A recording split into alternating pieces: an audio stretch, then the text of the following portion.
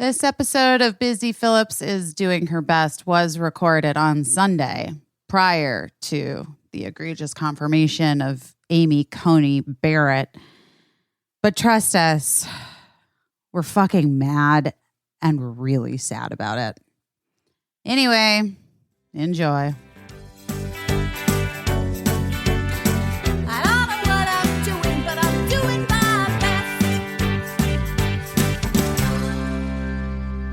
Hi guys.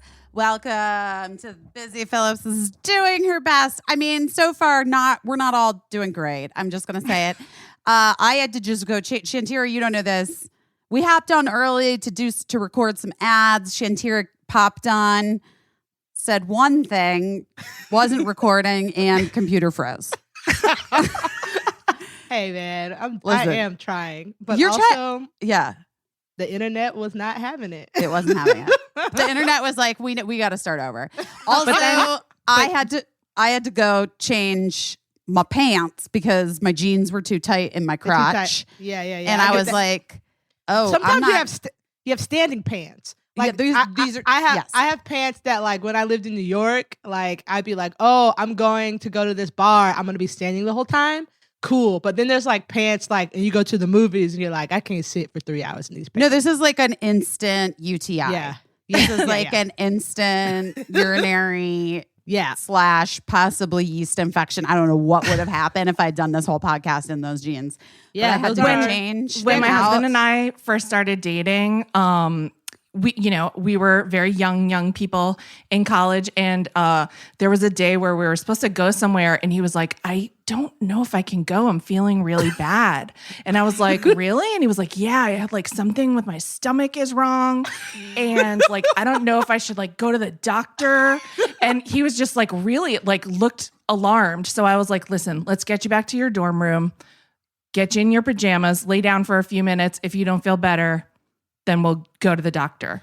So we go to his dorm room, and I can't wait. I'm already laughing. I can't wait. He like undoes his pants, and then he's like, "Oh, I feel better."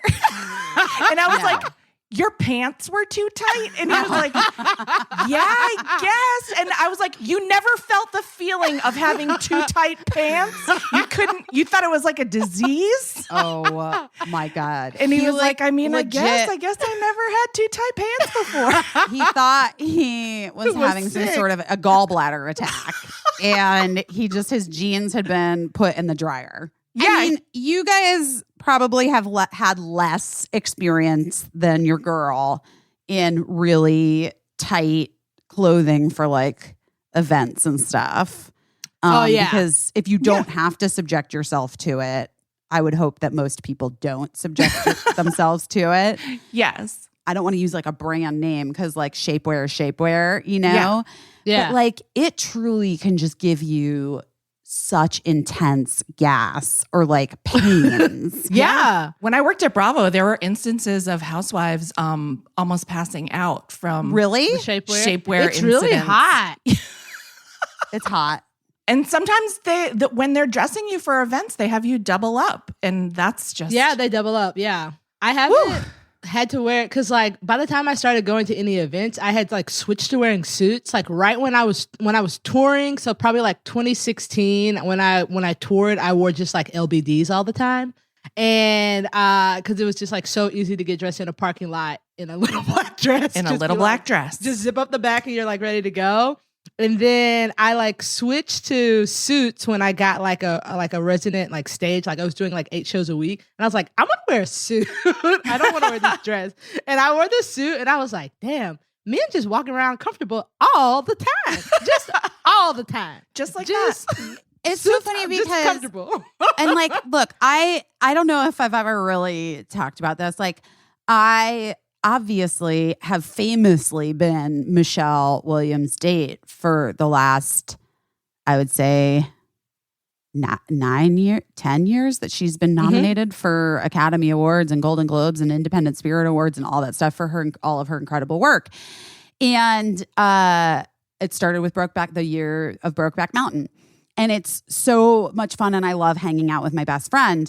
But one thing that I don't think she ever has really thought about, not for any reason, it's her night, it's her thing, whatever, is that like when you're nominated for an award or you're presenting, the studio that you work for pays for your stylist and your hair and your makeup and like your nails and all of the stuff, right? Yeah. When I go as Michelle's guest, I pay for it. So it is like, and it's like a lot. You know what I mean? Yeah. Because it's like a big sort of thing. Yeah. It's a big deal. And it's so much to like, it's so much time and energy and fittings and getting like Carla Welch, who's my stylist, like getting people to, you know, make the dress if it's that or whatever it is. And it's like a lot of stuff goes into it, is my point. And I was asked if I wanted to go to, I can't remember what it was, one award show like in the recent past, pre-COVID, but recent past. But Michelle wasn't going. It would just be like, do you want to go to this thing? And I was like, are you kidding? No. Like, I have nothing to do. No, I don't want to like. So when you see someone who's there, who's not nominated or presenting, they're like a guest of somebody, or they're there just to be there for whatever reason, like that's on them. That's my point. It's like being a bridesmaid on steroids. It's like, oh my God, that's exactly what it's like. It's like being a bridesmaid on steroids, which by the way, I don't love being a bridesmaid. I don't love it. I never loved it. The last time I was a maid of honor a couple years ago, and it was pretty lit because she was like, you just pick the dress. For my wedding, I just let the bridesmaids pick whatever dress they wanted because I didn't want them to feel uncomfortable. Wait, Caissie, also on that note, happy anniversary yesterday. Happy anniversary. Thank you. 47 years married. How many years? 22? What is it? 22 years married. That's a lot. Oh, that's like my lucky number. This is, nice. This anniversary is good for me. It's going to be our year, Shantira, for you and my marriage. Pictures online were really cute. And the thing that your husband wrote, Matt, about you was very sweet. And I like basically shed a tear. He's the best guy. He just doesn't know when his pants fit. He really is, and y'all know I do not like men. Yeah, I get it. I'm with you, Shantira. I didn't have bridesmaids at my wedding. Oh yeah, you were surprised. Mm-hmm. Yeah, but Emily, BB, and Michelle, and my sister, who all were in on it, decided that they would call themselves secret bridesmaids. And they're like, I mean, if you were gonna have bridesmaids, we would be them, right? And I was like, of course. Okay. But Shantira, I have to tell my really good, like one of my best friends from high school, Kate, and got married a long, long time ago. And she just had me and our other BFF, Chrissy on Instagram, who's like, by the way, our number one fan of this podcast. So I know she's listening to this and probably real excited right now, but also knows what I'm about to say, what I'm about to reveal. So Kate was like, I think we were 25 when Kate got married, and she did the thing. Like she really wanted the thing. Like she wanted the girls in the matching dresses and the whole thing. And we're like, okay. And they were these strapless bubblegum pink. Maybe they weren't bubblegum. They were pink. They were pink. Uh-huh. They were pink and strapless. And there was like a little pink shawl-y thing. I don't know. And Christine and I being like, I don't know, we were sort of both like 25-year-old assholes, and we kind of just were like, weren't paying attention. And you had to get it. It was one of those things. You had to get the dress like fitted and the whole thing. Yeah. I just like ordered a size 8, or maybe I ordered a 10, and it came, and I just was like, it was like a little fit weird, but I was like, meh, it'll be fine. And I wore it and it was fine. Chrissy, when she got hers, it was like 4 sizes too big. And so she did take it to a seamstress to get it taken in. But Chrissy has boobs like you. Mm-hmm. Not the same boobs as you, but she's chesty. She's big chested. Yes. But, and she also, like me, retains water, and like premenstrual, her boobs are like an entirely different size. Yeah. Than My they friend, are. she goes from a D to a double D when she's on her period. This is my friend. So anyway, not a joke. She pulls morning of the wedding. The wedding's like in the morning-ish or like midday. 10 a.m. She pulls the dress out of the bag. We're getting dressed. We're done with our hair and makeup. Kate's in her wedding gown. When I tell you there was a gap that was like 2 feet on her back. Oh my God. Like, we didn't know what to do. We were all just like laughing and crying. And Christine was like, I'm so sorry, Kate. I'm so sorry I didn't try it on. I should have tried it on. I'm so sorry. And I was like, it's fine. You couldn't have known that your boobs were going to grow. Like, it was like the craziest. And Kate was just like trying to breathe and like not pass out. Just put a cardigan on. Yeah. I think that we ended up giving her all of your shawls. Thing, yeah. like, Give her everybody's shawls. Yeah. I think we ended up like wrapping the shawl thing around. And there is just this one picture of us in the wedding where we both like, where she just looks so pained and I also look so pained. And we're just like, it also was like a crazy, poor Kate and her wedding. I mean, it's been a great, honestly, a really incredible relationship. They've been married for a really long time. I can't do the math, but a long ass time now. They have 2 beautiful kids. She's got 2 wonderful stepkids that are now grown-ups. Anyway, but like there was an unprecedented heat wave that day too. And so it was like in early May, her wedding in Arizona, but normally it's not like crazy hot then. It was like 110 degrees in the shade. But at the end of it, we were like all pouring sweat. My dress had like boob sweat marks. Like it was like bubblegum pink. And then just like, you know how much I sweat. I've always been this way.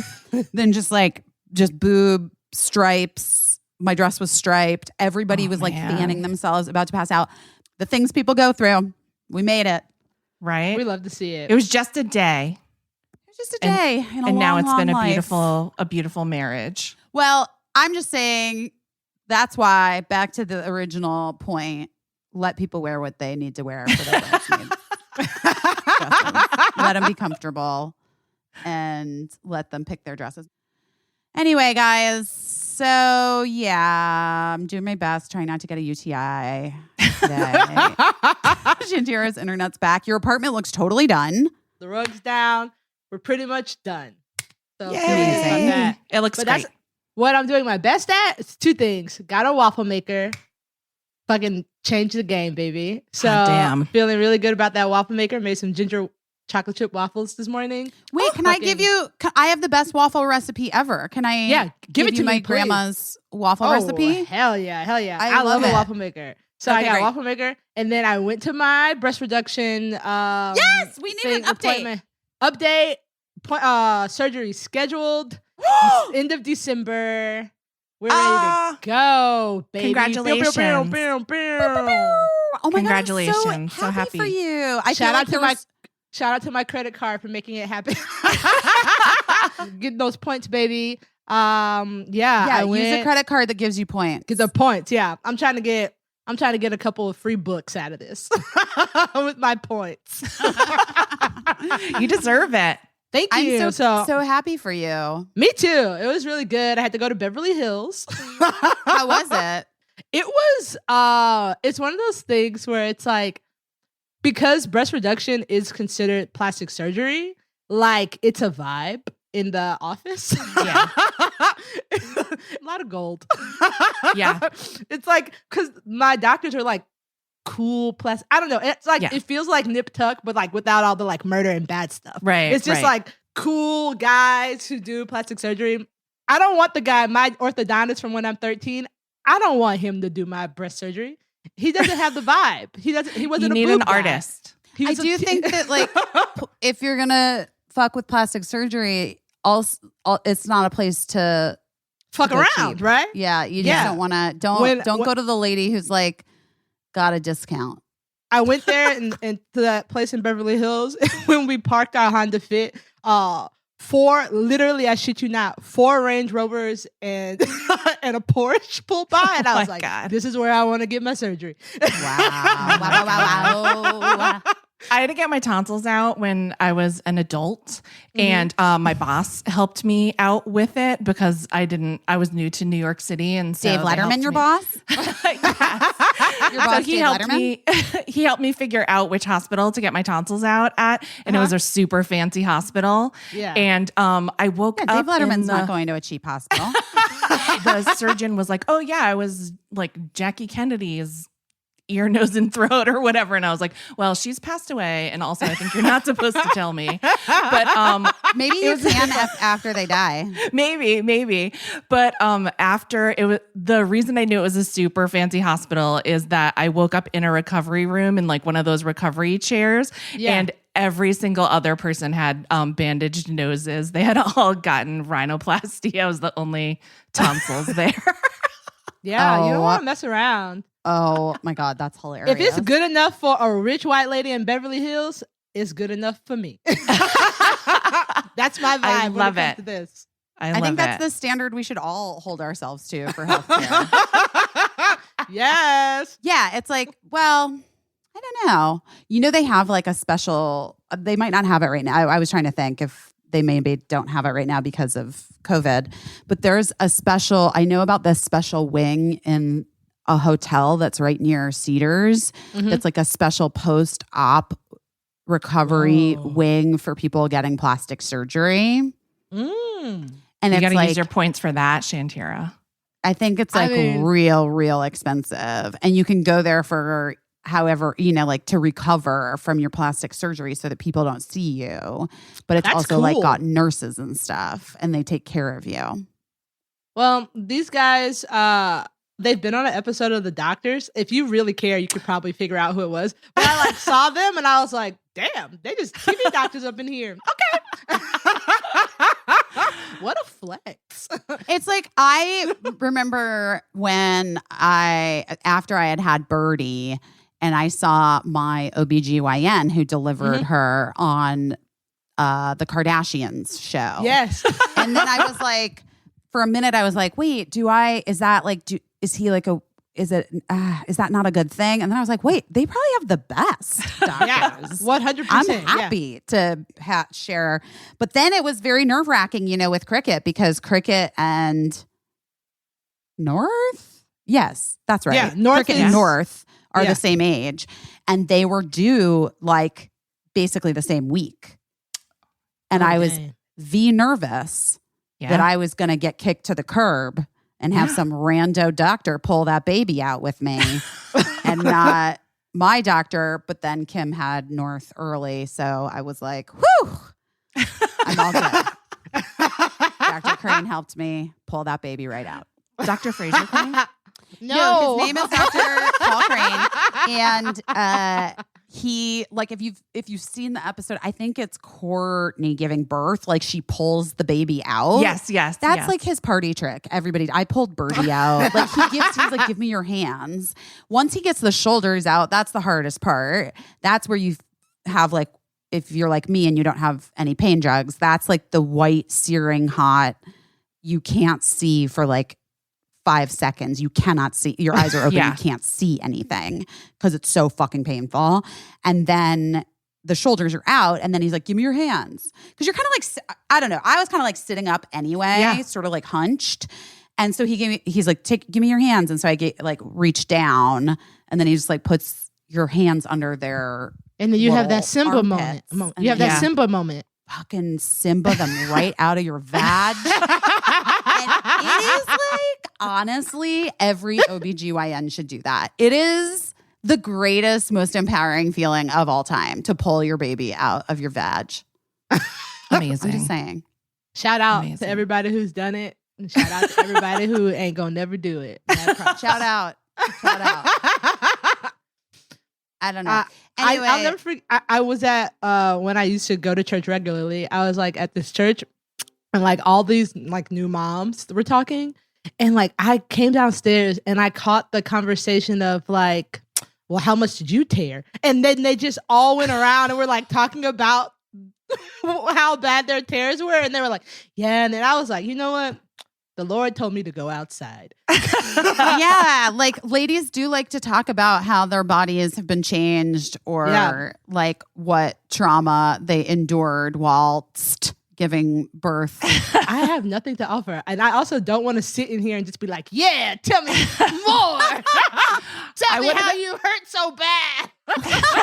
My mom had me, and this is like, I really like, as I'm older now, I really respect it a lot. In 1987, Bernice Christie went to Tallahassee Memorial Hospital and had me, and she said it hurt so bad she told them to tie her tubes then. She was like, I'm not doing this again. Do it. And they were like, do you want to? And then like, I really respect it because now I know that like so many doctors like won't do it or they want to talk to somebody's fucking husband or something. She was like, girl, I loved you so much. You came out and I knew 100% I never, ever, ever want to do that again. I was like, because I was perfect. But she was like, I wrapped it up. She's like, we did it. We nailed it. Like, she's perfect. Shout out to advocating for yourself. Lucy said, no more. I love that. I love that she was listened to and taken seriously, especially as a Black woman in this country. She was like, no. I love that. Well, Caissie, what are you doing your best at this week? I hope you really felt so many people were reaching out and loving you and offering you support, and also just like saying like same, yes. Me too. Yeah, me too. A lot of people. And so I'm happy, although I felt like a little like, I don't want to cry on the podcast. It's not my thing, but I guess apparently it is my thing. So, you know, it's our thing. I'm just not, haven't been a crier in general historically for a really long time.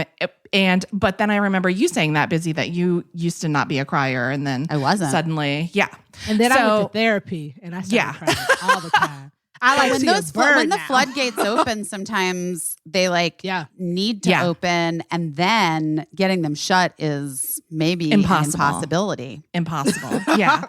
So I was so happy. Everybody was so nice, and so many people were like, "Thanks for saying that," because I feel the same way, and so I felt less alone. That made me feel so happy. What I'm about to try to do my best this week.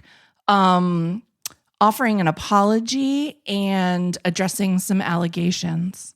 Which is what? Last week I told this story about a dog and a bunny and a family secret. And so I'm going to try to keep this as vague as possible. I reached out to someone who would know to say, hey, do you have a picture of that dog? And they were like, I don't know. Why? And I was like, I told that funny story on the podcast. And they were like, how many people listen to that podcast? And I was like, I don't know. And the point was, they were like, I still know the victims, like the people. So hopefully they won't hear it because I feel guilty over that. So I'm like, you know what? That's a good point. It was not just my story to tell. So I want to say I'm sorry for telling a story that I promised to keep a secret that wasn't just my story to tell. But then here's where this story gets nuts. Our friend Ben then called me and he was like, that story's an urban legend. It's in a book. And I was like, no, but I just talked to the person.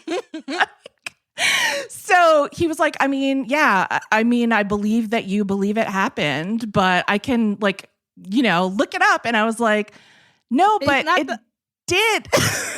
You're not the only person that's ever happened to. I'm not saying anything because I'm trying to figure this out. Wait, it's so weird. And then I was like, I'm like, okay, here's one of a few things happened. Like maybe it's like a similar story, or this thing happened and it is an urban legend, but it also really happened, or like a portion of my family had like a shared hallucination.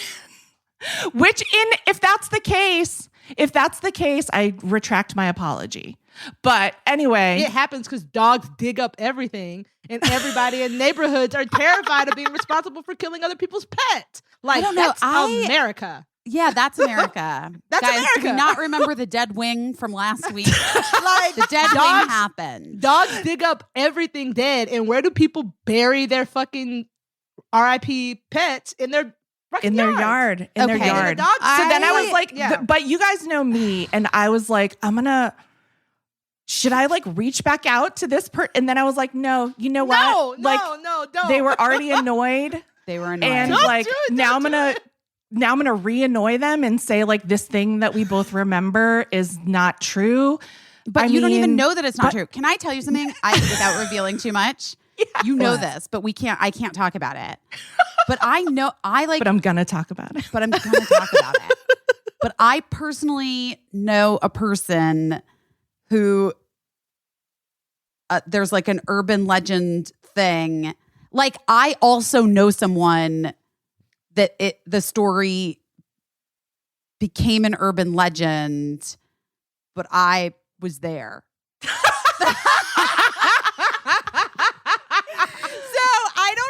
I don't know. Listen, you are in like you're always talking about like how like John Legend's like a Terminator. Like you're a Terminator. I might be a You Terminator. have been at some shit. I just saw a post about that fucking the Oscars, and it was like busy. You have been at so many like cultural things where people will be like, "Remember when this fucking happened?" Like I know what your face looked like on a day like just from 5 years ago. That's crazy. I mean, do I even talk about being at the Javits Center 4 years ago You when are Hillary a Clinton Terminator. did not win the presidency? And Here's the thing, busy. when Lady Gaga screamed at me across the room to no tears, no tears. You have to stay positive. It's not over yet. And I was like, it's fucking over, It's Stephanie. over, girl. Is that her name, Stephanie? It's Stephanie. Stephanie, it It's is. Stephanie. I don't know. What's her last name? Germanata. Germanata? You know me and last Oh. names. Me and last can't do it. Can't fucking do it. Anyway, wow, Caissie, that's a twist I didn't see coming. I do have to say the Joshua story brought us all so much joy. So I'm sorry that it got you into a little bit of trouble, but also I'm not sorry because I'm not sorry it at all. was really funny. It is so funny. I died laughing. I love dogs with people names. 10 and out of 10. also- 10s across the board. You guys didn't do anything wrong. You didn't kill a bunny. And we were just kids, and you were And children. it turns out we might have been hallucinating it. That's where my mind was at. I was like, "Do I call No, this you person didn't. and like I talk was it so out?" confused, but Then I was like, "Where we are right now is if I told that person, they'd be like, it's an urban legend because you've been telling people." Right. Here's the other thing that I'm going to say is that like sometimes people in the world refuse to acknowledge that, like Shantira said, things happen, like things can become sort of like urban legends because things actually, weird shit actually does happen a lot. Yeah. It's very similar to like, we were getting really annoyed at this comedian online who was like attacking this lady, like just like a random ass lady who had posted a joke about like her kids. And it was like a parental observation, Yeah. like we all have, like, Yeah. like whatever. It takes so fucking long for your kids to get their shoes on or whatever it was. Like, and it was a joke that she tweeted, right? And she didn't have that many followers. And somehow he found it and like was like, this was years ago. I was like going after her because it was like a bit in some stand-up thing. And he was like, you obviously saw it and then you just stole it. And I was like, okay, bro, first of all, like you don't hold the patent for like parental observation. Right. Like that's just not a thing. And secondly, like in all of that stuff with like the Twitter joke stealing and all that shit, most of the I don't think that people don't do that. Obviously people do it. Obviously. Sure. We know that. And like, the aggregate sites are like probably the worst offenders because they're making so much fucking money off of other people's jokes and stuff. But yes, like people do take things. But also, can we allow for the possibility that two people have the same fucking funny thought and she never saw your stupid stand-up special, dude? And like, she's just a mom who thought a funny thing and posted it. You know what I mean? And like, anytime I actually think of I don't even really tweet at this point because I'm just like, ugh, it's not worth it to like wade into that. But anytime I do think of something, I'm like, I'm sure someone else has already tweeted this. And then I think, is it worth it for me to tweet it and then have somebody j'accuse me of being a joke stealer when I'm like, I'm not gaining anything from this. Like, there's nothing to be had at this point for me, like tweeting a joke out on Twitter. So I just take it to the group chats. I take it to my group chat. I took something to the group chat with y'all on debate night. Oh my God, you did. You took so much to the group chat on debate night. I was like, I didn't watch. I couldn't watch. No, I had to watch for work. But I was just like, this one thing really got me, y'all. And I got to tell you, but not put it on the internet. And guess what? I was satisfied. My friends laughed, and I'm not getting dragged. I have a house update. Oh. I decided not to sell my house. Okay. Yet. Okay. Yeah. Which is, it's just like timing wise was just not, it was not the vibe. It was not you weren't feeling it. I get it. It was too hard. Yeah. I mean, I was like hysterically crying. It was like too difficult also just to wrap our head around that, like our kids, I couldn't do that to my children. I feel like that would like fuck them in the head. Like they would develop weird things about houses like I have. Yeah, maybe.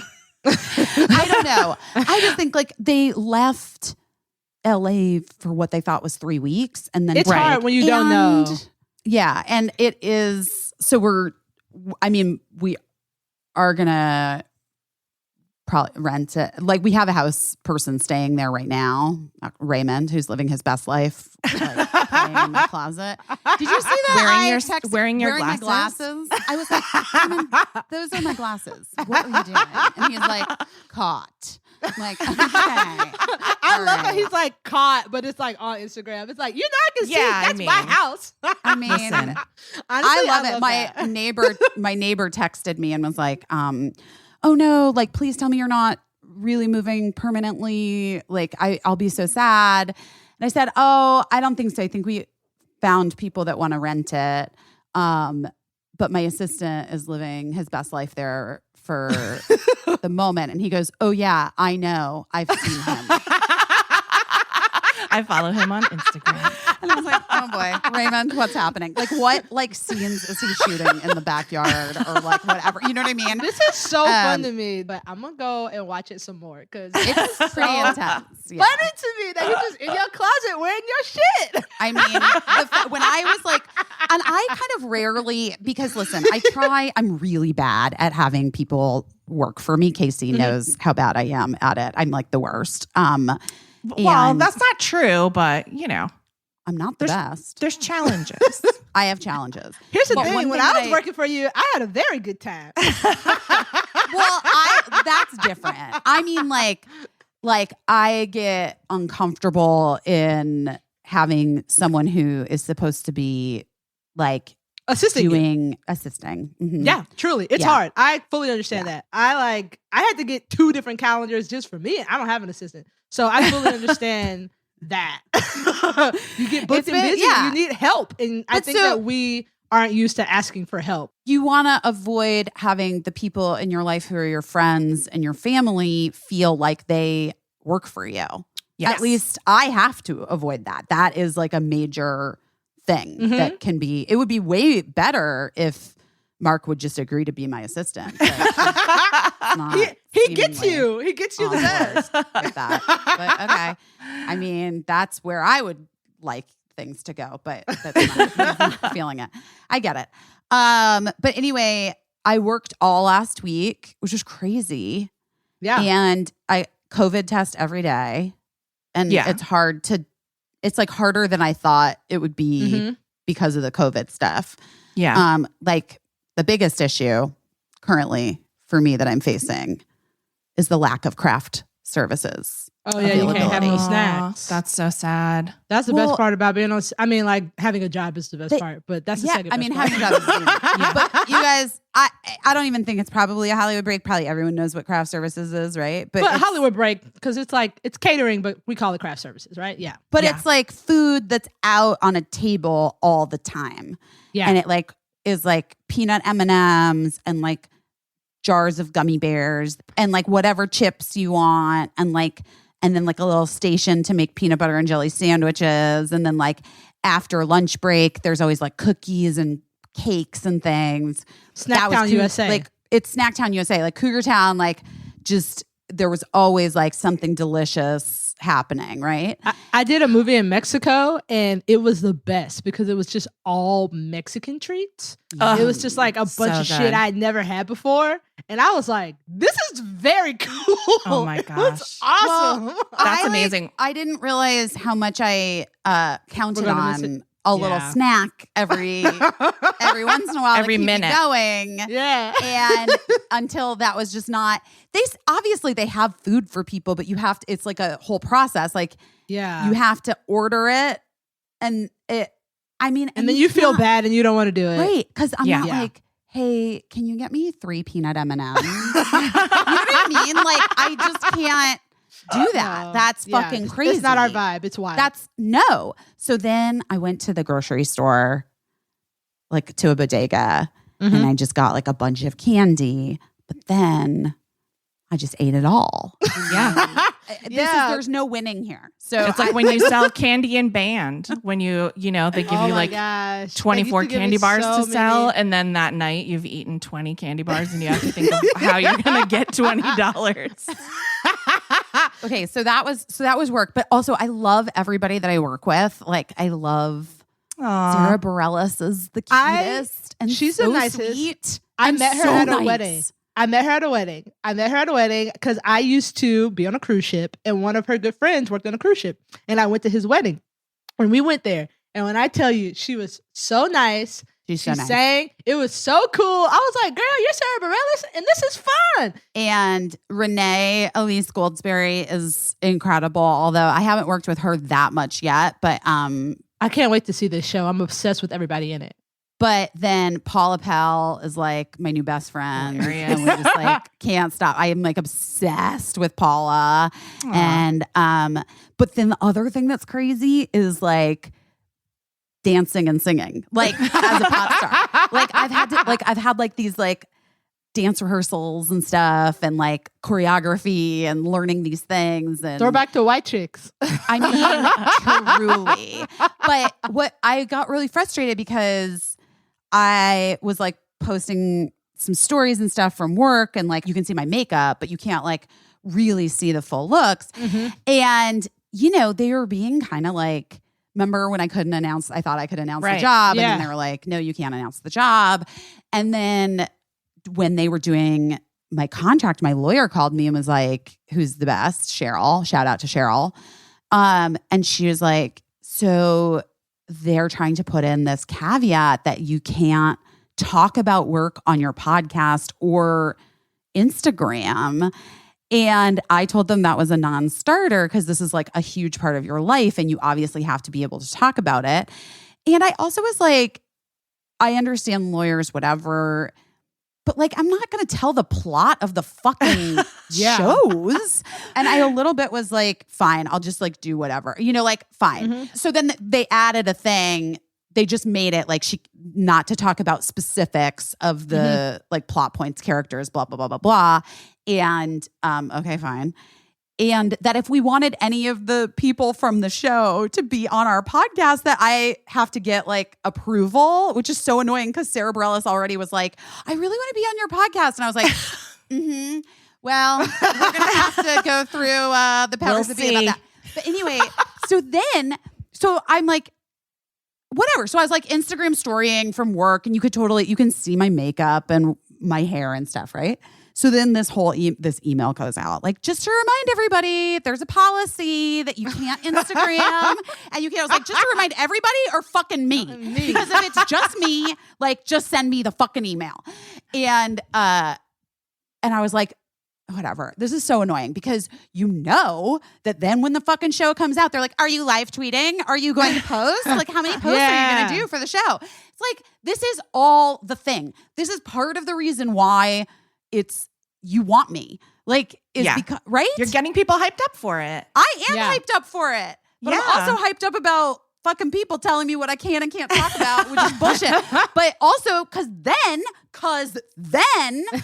so I have like, obviously not posted my full look, not like done any pictures like where I'm, whatever, even though I am very excited about what we are putting together. And then fucking Daily Mail and Just Jared, we're filming in Times Square and it's like all over. So I'm not allowed to post it, but it's like paparazzi photos of me making some fucking ugly face and like looking like, and like my stomach pooched out.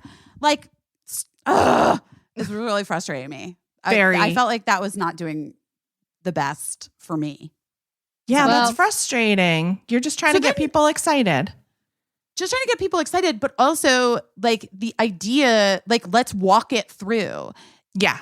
This is why I liked Instagram to begin with. Yeah. I get to control the images. Yeah. I get to control what people see. And the first look that they see of this character should not be me like joking around with Sarah, not in character, but like wearing all this hair and makeup and wardrobe. Right. Do you know what I mean? In like Times Square. Yeah. In Times Square. Like it feels unfair.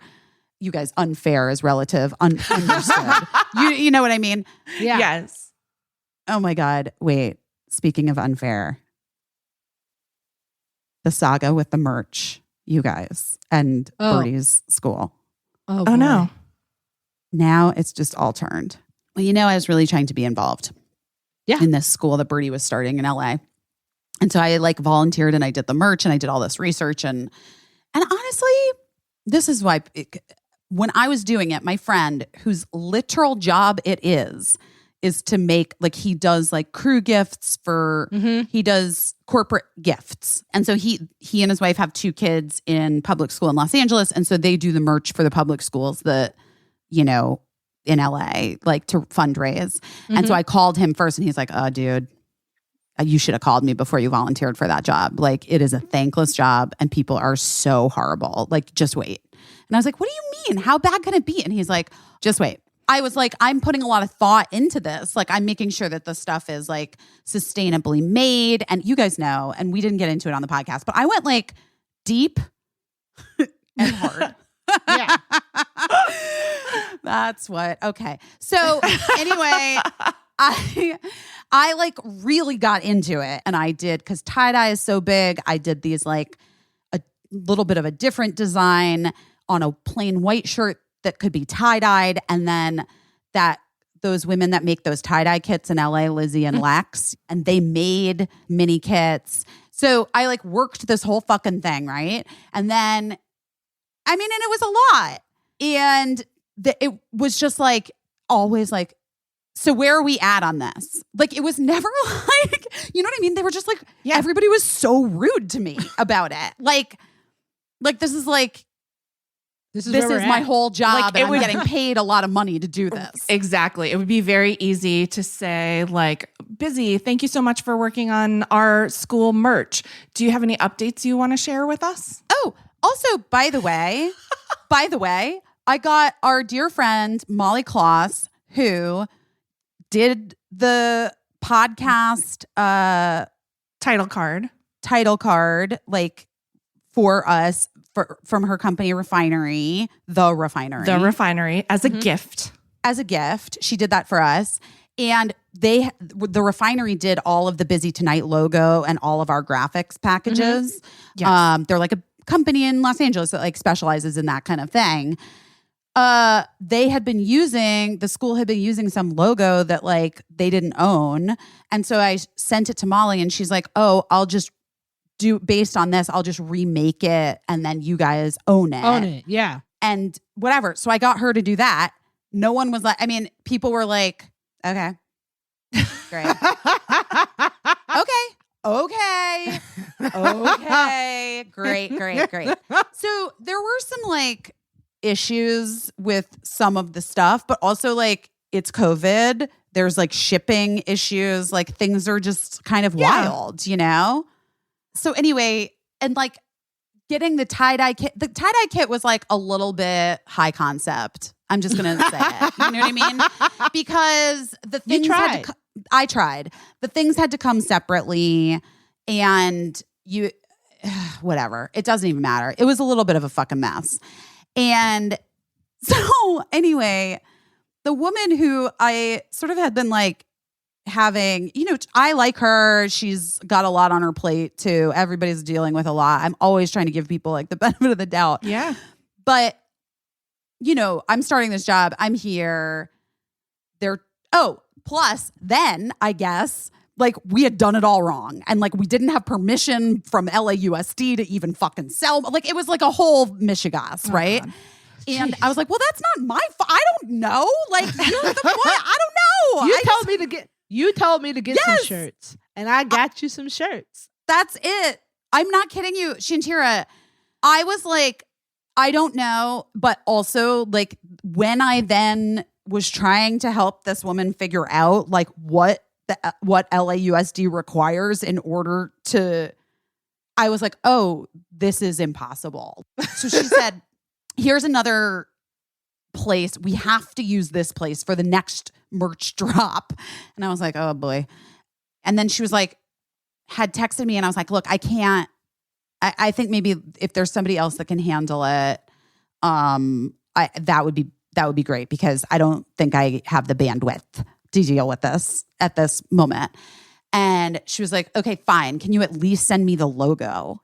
That's how she responded. And I was like, first of all, I sent it to you 4 months ago when I got it. But secondly, I can resend it. I sent it again, right? So then I get this text. I'm like shooting and like crazy. It's crazy, whatever. And I get this text that's like, wait, I want to get it exactly right, because it's truly wild. Okay.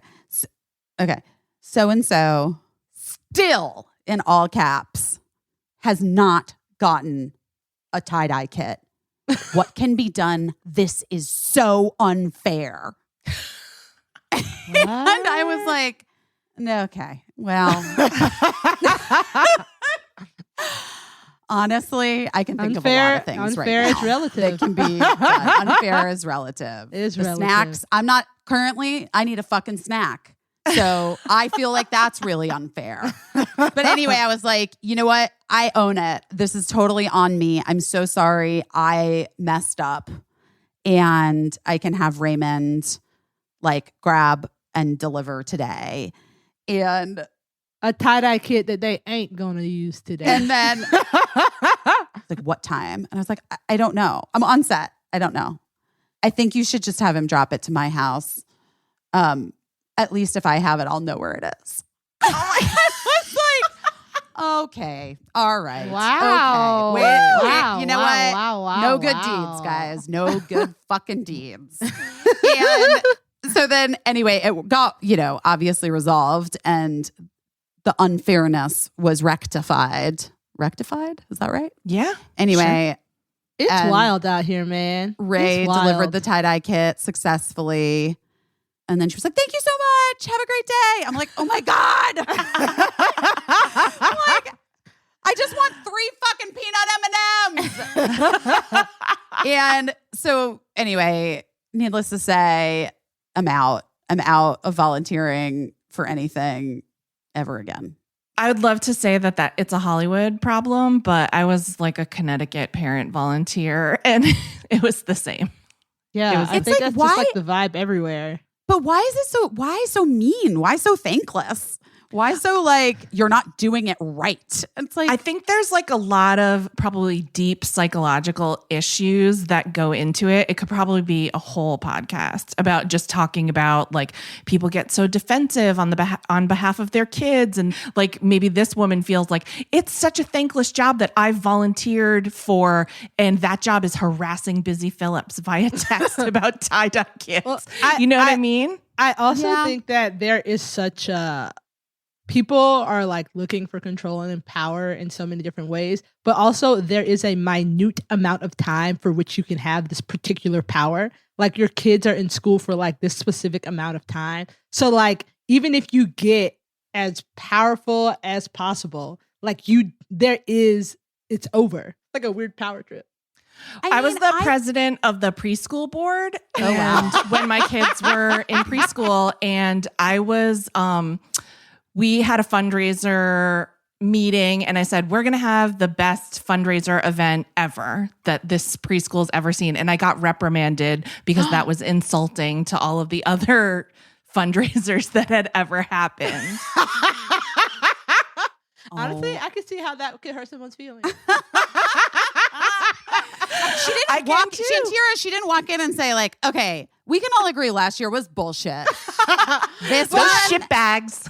Last year was fucking garbage. Here's the thing. Like I wrongly thought because this was public school and not the private school. Like I had already learned my lesson previously in being a parent when Birdie had started her private elementary school, and I had like gung-ho been a volunteer and then immediately was like, oh, this is not for me. I am not able to dedicate the time and energy that this will require for me to be a part of this community, i.e. as a volunteer. Like, I'm so impressed. Like Simran is on my friend who I talk about is on like all of these different committees, you know, at our kids' school. And I'm She's like very impressed. effective executive functioning. That's right. And your girl, not so much. And so doing that one fundraiser was about like all I could handle. And guys, speaking of which, I'm really working on putting together this magic show. And I am not doing it. I'm making Raymond take the reins. So it's very exciting. So I connected Raymond with the magician. I talked to Dan from the event company. Okay, and so he's in. He's in. And I will watch it.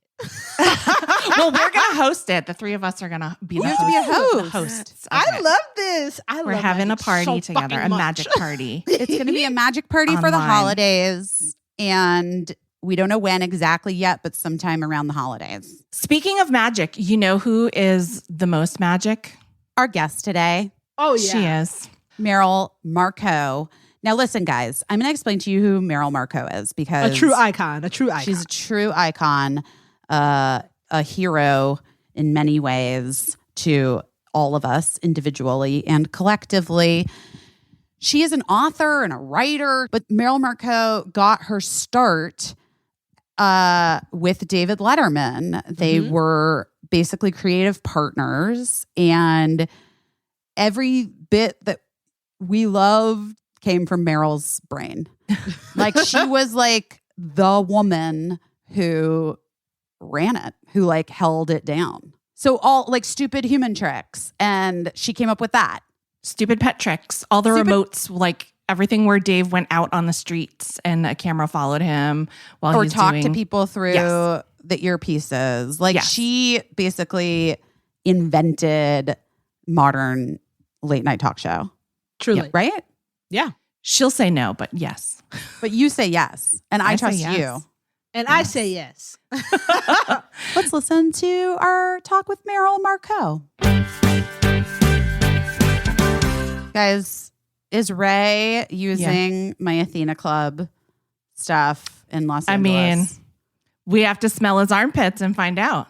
Well, listen, I definitely am obsessed with Athena Club because it offers safe and sustainable self-care essentials all in one spot.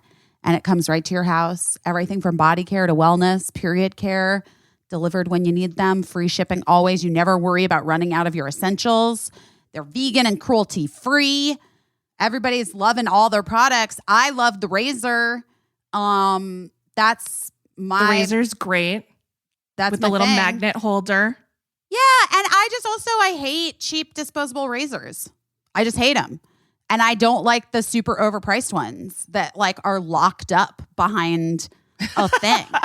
I hate having to, right now more than ever, I want as little interaction with people as possible.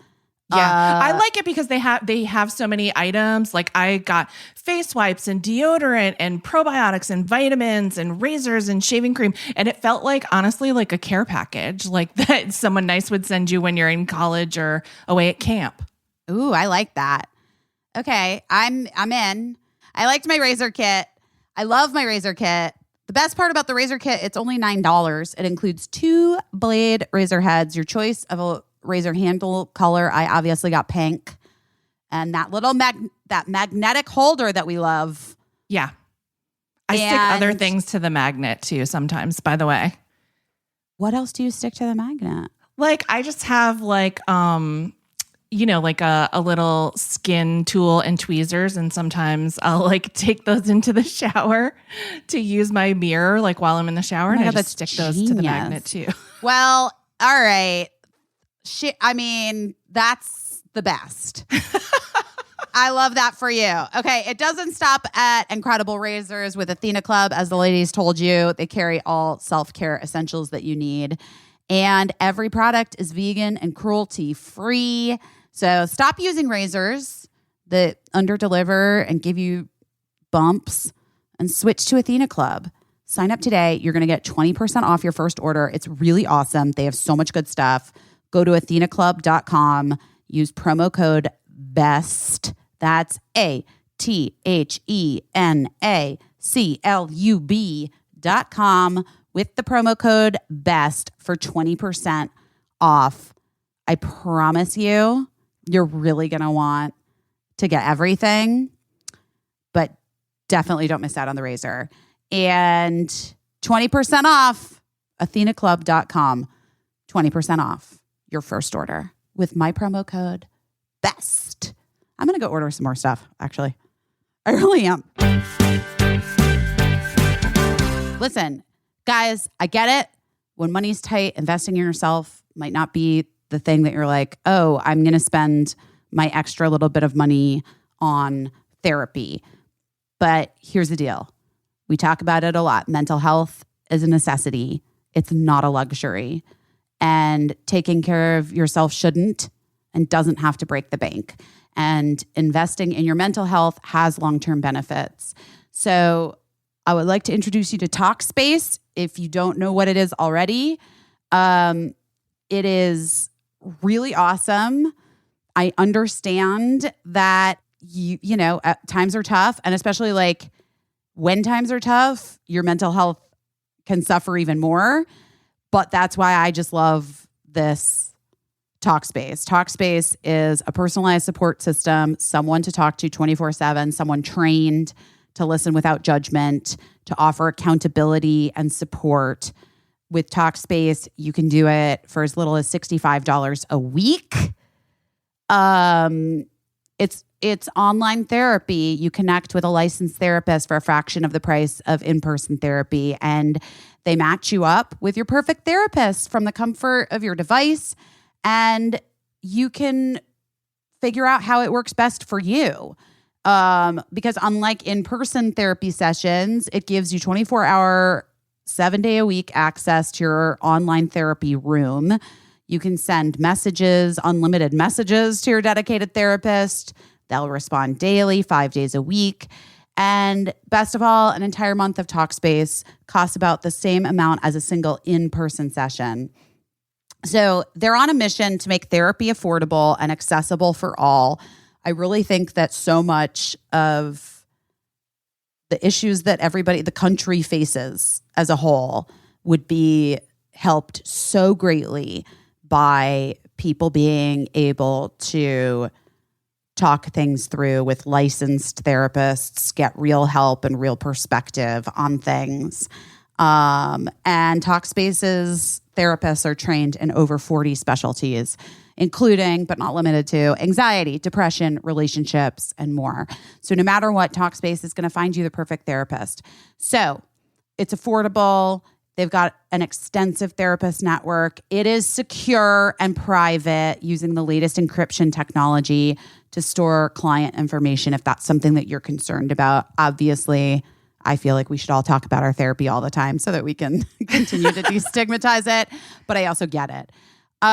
So the bottom line is, especially now, we need someone we can talk to, and Talkspace wants to give us the support we deserve at a price we can afford. As a listener of this podcast, you get $100 off your first month of Talkspace. To match with your perfect therapist, go to Talkspace.com or download the app. Make sure you use the code BEST, B-E-S-T, to get $100 off your first month and show support of the show. That's BEST, B-E-S-T, and Talkspace.com. There's nothing to be like ashamed or weird. Everybody has things they could talk about, especially now. Anyway, Talkspace.com. Use the promo code BEST because we love you and we really want you to take care of yourself. Truly. Okay, I need to ask you right off the bat, are those your real nails?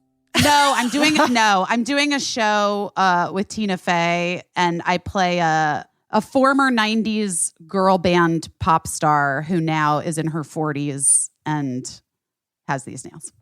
But those are acrylics? No, these are hard gel. Wow, because I once did a report when I used to work for local news. I went and interviewed people with the nails.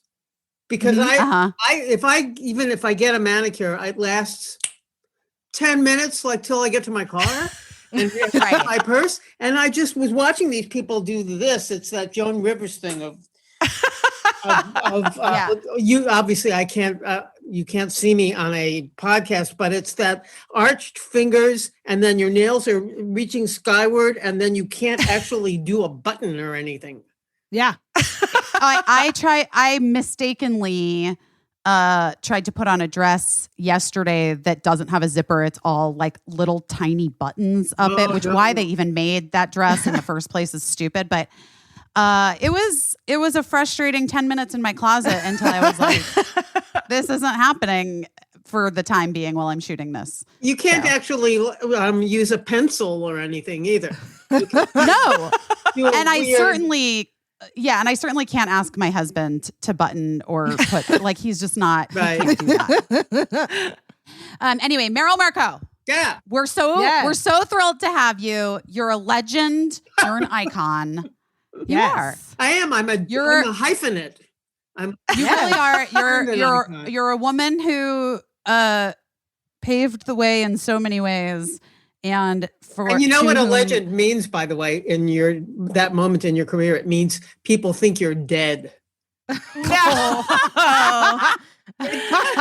When they start throwing legend at you, watch out. Well, you're not dead. In fact, you have a new book out. And you illustrated it, and it's like based on your childhood diaries. Yeah. And then you did the illustrations for this book. It's really incredible, Merrill. Congratulations. Well, thank you. Yeah, it's that.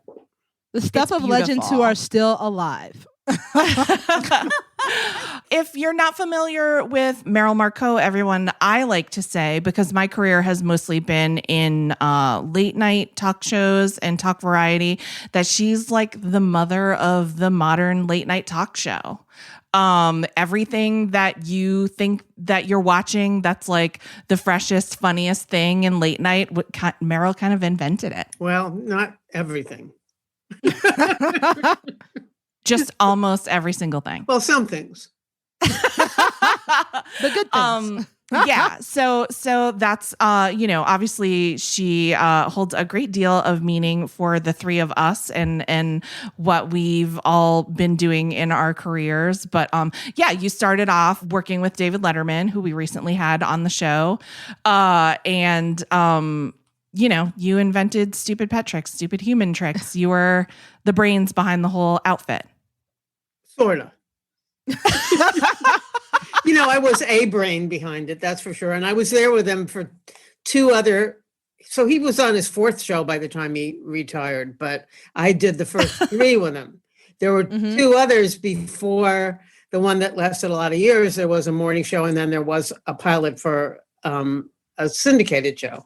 So we had a lot of practice before we finally hit the ground running. Yes, you worked on Late Night, the NBC show, and which I think is just like the template for what everyone's still doing now. Well, that was because weirdly, when we started creating a show for him, it was sort of, there was nothing at all going on in those shows. I mean, this is a thing you're not supposed to say, but I just really could never get through the Tonight Show with Johnny Carson. I just thought it was dull, and I thought Johnny Carson was weird with women. So I never watched it. It was a thing I understood that other people liked, and I knew Letterman liked it, but for me, it was just missing everything that I would look for in a television show. So when we started doing that stuff, we had a blank slate in front of us. Everything in the world that was still available. And so we put as much of it as we could on there. And then it's for other people to find the other holes and fill those. I mean, I feel like you filled a lot of holes, Merrill. But can I ask you a question? Were you a performer yourself, or were you always going to be a writer? Well, I sort of wanted to be an actress when I was in high school, and then that my parents were very upset about that whole idea. I was part of the drama crowd in high school. So then when I went to college, I picked the craziest college to go to because I had my choice of just the UC system and everybody will get really upset about this. When I went to the UC system, it was $75 a quarter. Yes. Oh my gosh. $75. Could you say that again so we can speak that into existence again? And my parents didn't, they wanted me to go to, we had just moved to California, and they wanted me to go to the UC system because it was so budget friendly. So I didn't really have my choice of any other campuses. They weren't going to pay tuition. So of the UC campuses, Berkeley was the one that looked like me to me, and that's where I went. And the only thing that really looked unstructured and creative to me in the Berkeley departments was the art department. So that's where I went to. I mean, I liked art, but they didn't have a film department. They didn't have a TV department. They didn't have that stuff. And so, and I didn't go to the drama department because my parents were making such a lot of noise about it. So, it's not a real career, they probably said. Well, they just didn't like anything about that whole idea that I would be doing that. So when I got this art degree, I actually got a master's. Well, I had to at least be able to draw to get that. But it was a lot of drinking and talking gobbledygook, actually. And a lot of drinking. So I got out with this BA, and I thought people would be clamoring for my services.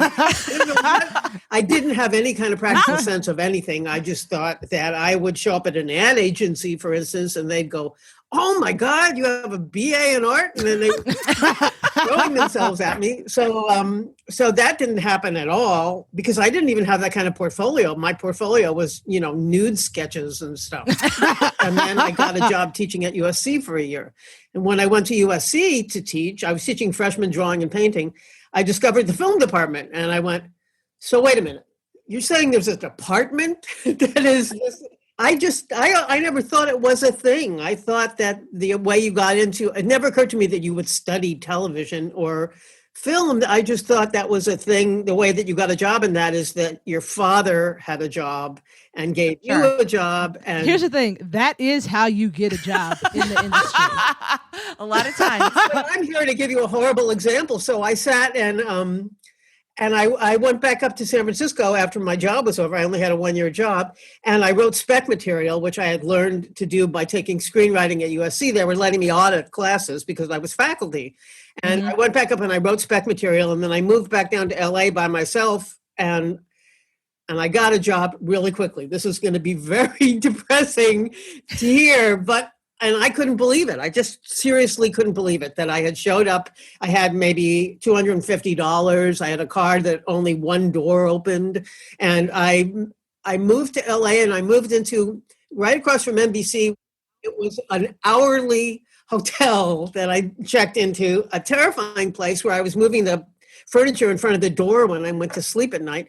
And I went around, I made like 2 contacts, and both of them turned into something big. One of them was I became a researcher for the woman who used to be the head writer on Mary Hartman. And then oh my gosh, she linked me quick. I mean, it was quick. It was maybe a month went by without me having any, and it wasn't a lot of money, but it was really encouraging. And then I met a woman who was an intern at a sitcom. It was actually the Freddie Prinze sitcom, which was called Chico and the Man. Chico and the Man. And I got an apartment in Hollywood where we had mattresses on the floor and no furniture.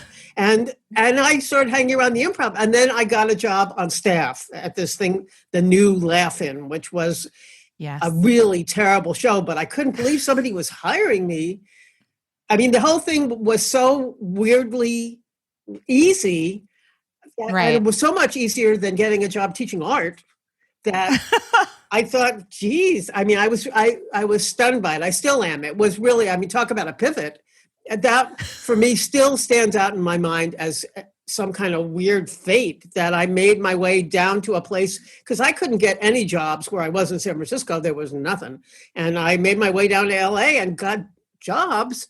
It still is shocking to me that a thing A plus B equals C. You know, and just that I actually took a risk and I fell into an area where I met people that I got along with really well. They were all funny. I didn't know any funny people at all. You know, somebody who you knew in San Francisco is going to listen to this and be like, dang. I was so sure it had nothing much to do with me, that it was just a question of amazing circumstances that I was telling every person I knew in San Francisco. No, seriously, just move here and they just give you a job. That's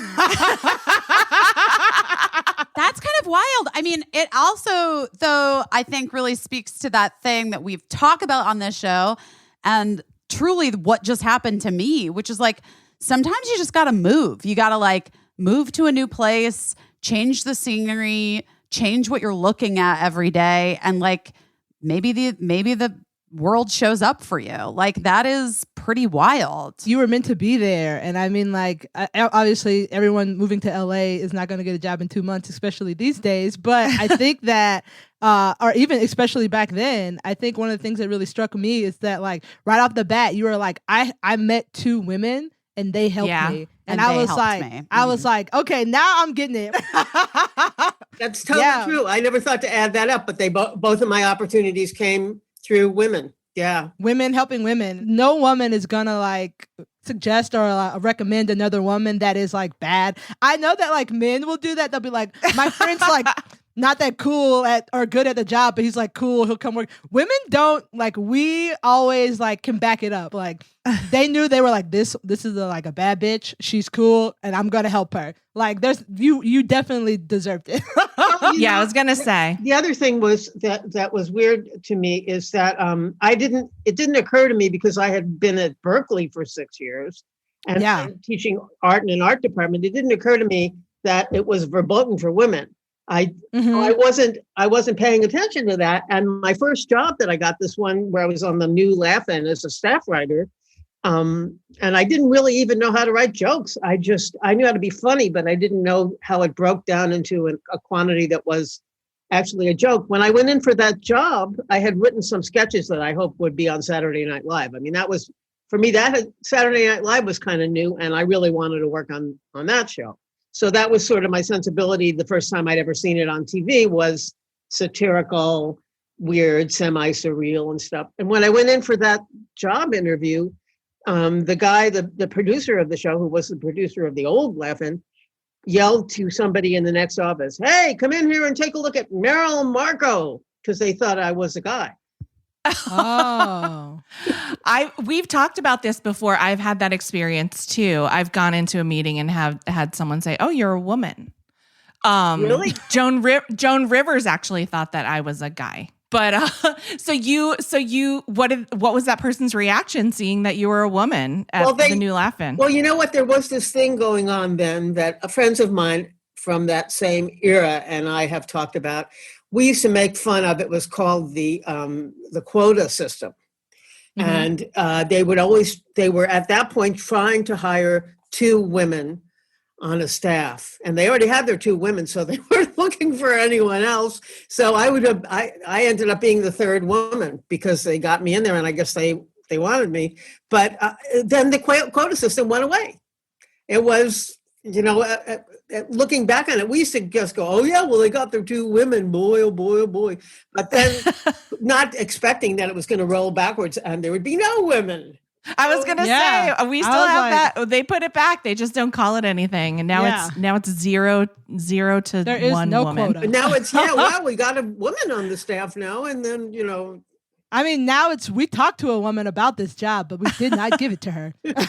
One time I was approached by a show because they were like, we have all guys, writers. We know that you have a job right now. Can you help us we want to hire 2 women. And so I helped them embark on this giant search to hire 2 women writers.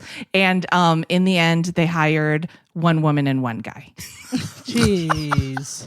Well, our mutual friend Nell Scova has done a lot of that, just throwing names in the pot of stuff. She has somehow managed to make her way into the inner workings of all these different shows and insist that they listen to a list that she will give them of people who work, women who are looking for work. Yeah. It's so mind-boggling to me. The other thing, Merrill, you're exceptional at what you do, obviously, and thank you. Were, an innovator and had, have so much experience. But the one thing that does always drive Caissie and me crazy is the people that act like making television is fucking brain surgery. And unless you went to Harvard, you have no business doing in the it. room. And it's just guys, come on. People can learn how to produce a segment. You know what I mean? Let's give someone a shot. It doesn't have to just be, a guy named Josh or whatever, from Harvard. Some of that I am unfortunately responsible for too, because when Letterman and I did a morning show and then we did the night show, and the night show is the one that caught fire. But the morning show, we hired all our friends, and because we were supposed to have a family. The guy who had asked for us to have a family meant that we should have the old style variety show where you have someone who's a singer and they do the hits of the day. So you have some guy, Julius La Rosa, and he sings Cardi B's new hit, and then everybody enjoys that. So we weren't going to do that. So we hired people who did characters, which was more along the lines of what we appreciated. And that show tanked and went down in flames. So by the time we hit the night show, I was very enmeshed with Mr. Letterman, and he not an easygoing guy. I don't know if you've noticed that about him. Maybe he makes it seem like that when you interview him. No, actually, I feel I don't know. I feel like he took a lot of responsibility for how he maybe was not the easiest or best behaved human when he was having his. He was continuously heyday. Obsessed with the fact that we were about to get canceled. So I was in charge of hiring the writers on the night show, and I was so terrified that I was going to make a mistake again, like we had done on the morning show, where it ended up we had to fire all our friends, which I don't recommend to anyone, by the way. No, It's not great. I'm lucky that some of those women are still speaking to me. Anyway, I found a little pocket of people that seemed the right amount of cerebral and silly, which is how I analyzed what Dave was and what I was. I found them at the Harvard Lampoon. I sort of started that. That's your fault. You started it. You started it. Merrill. And I'm still friends with those people. Yeah. I still love them. They're really, really funny. That's great they still look at me like I'm a fucking idiot until I say something funny. And then they look again and they're like, oh, okay, I guess I misjudged you. They would probably be doing that to me too, except for that they know better. So, yeah. Obviously, I never thought that was going to be. You set a precedent. Yeah, I was going to say, you really set a precedent. You really set a precedent. You constructed a pipeline. That's pretty incredible. And it was that's really incredible. It was really hard then, before the internet, to find even women to read. Like when I was, and it didn't even occur to me to be especially looking for women when we started up the night show, because I didn't think that was a problem anymore. I was so delusional that I thought, well, we're past that now. Right. And then I think it becomes like a culture that, that's what happened in the beginning. And then it's just how it continues to be done, right? So it becomes that really surprised me that was how it continued to be done. I was looking really hard to just make it not get canceled. And so I found this because, when you're very connected to that host, he was not going to take that very well if he got canceled again. So I thought because you were professionally connected and personally connected to him. It was like your whole life at that time, I'm sure. It was my whole life. And it eventually created another pivot. by probably not necessarily by choice, right? Well, by life. Life creates these pivots for you. I mean, the first one, which was me leaving art and going into writing, came out of two things. One, being kind of disillusioned with teaching at a college, which I thought was my dream job. Mm-hmm. And two, having a big asthma attack where I didn't really want to move back up to San Francisco, and I had an asthma attack for a year. And it was also a good explanation for me of what it means to have a sudden asthma attack. It's, I'm not saying everybody's asthma attack is due to emotional reasons. I'm saying mine sure was. I moved to LA and I never had another asthma episode. Oh, yeah. Interesting. Yeah, very interesting. So sometimes you're not listening to yourself. We were just body holds it, guys. Yeah, That's we were just theme. talking about your body, how your brain and your body, obviously they are connected, but your body remembers things and does things, and our brain ignores it. And your body got to LA and was like, "Hey, I'm going to treat you so much better here. Stay. I can breathe here. Yeah, I can breathe here." I moved in with a smoker in the smoggiest part of LA, and I didn't have asthma. So that's where you're supposed to be. Well, but guys, I just went through that this summer. Remember, I was so sick in LA. I had that horrible acid reflux. I couldn't stop coughing, and I was like, we got to get the fuck out. And we all moved. I moved my family to New York. I thought temporarily, and then I ended up getting a job here, and now we're here maybe forever. I don't know. Oh, you're in New York now? Yeah. So Merrill, you're at late night, and you're like you're running the show basically. Yeah. And then the big turnaround, I mean, the big pivot for the talk show was on the morning show where I was running the show. And because the producer quit before we hit the air, a producer that Dave was very fond of, a guy who ran game shows and who didn't think anything that we were doing was funny. So he would, we were doing run-throughs, you have that run-through week or a couple before. I don't know what you guys did on your talk show, but we had practice shows, like maybe 3 or 4. Yeah. And this lunatic stood there. He was a man in his 60s, I'm going to say. I don't really know how old he was. And he stood there just shaking his head like, oh no, you guys are so screwed. This is so not funny. This is really not funny. Just the worst possible thing you could do to a piece of comedy is have disapproving parents standing beside it, making a face like it was horrible. So he quit, and then I actually was running that show, and I'd never been on a talk show. That still remains for me one of the weirdest experiences I've ever had in my life. Was being put in charge of a thing I didn't even know what it was exactly. Here's the thing. That is another precedent that you set, because that happens a lot.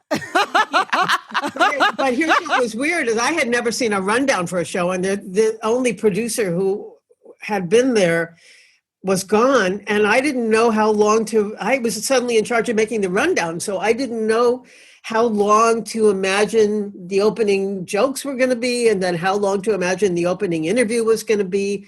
And I had to slot all that and add commercials. So I was sitting in a small office by myself going, all right, I'd say 2 minutes, and then how much is a commercial? Is 30 seconds? And so then 30 seconds, so we have 2:30. And then I was doing that until my eyes were spinning in different directions. And you don't love math. Huh? Who does? You don't love math. I just didn't know whether I was getting it right or not. We were going to be our live, and I didn't know if I was putting together something that was broken. It was horrifying. What was that like the first time you went live and you were like running this show? Were you just like shitting a brick? Yeah, I was running around. I remember I had put together a script, and I had imagined how long things were. So let's say you pretend the first interview is 3 minutes, which is way too short, but I didn't know whether it was or not. And so you write that in, and then it goes 5 minutes. So then what do? Mm-hmm. I was running around going, oh my God, I put act 2 and act 3 in the wrong order. Everybody write down 3 instead of word 2.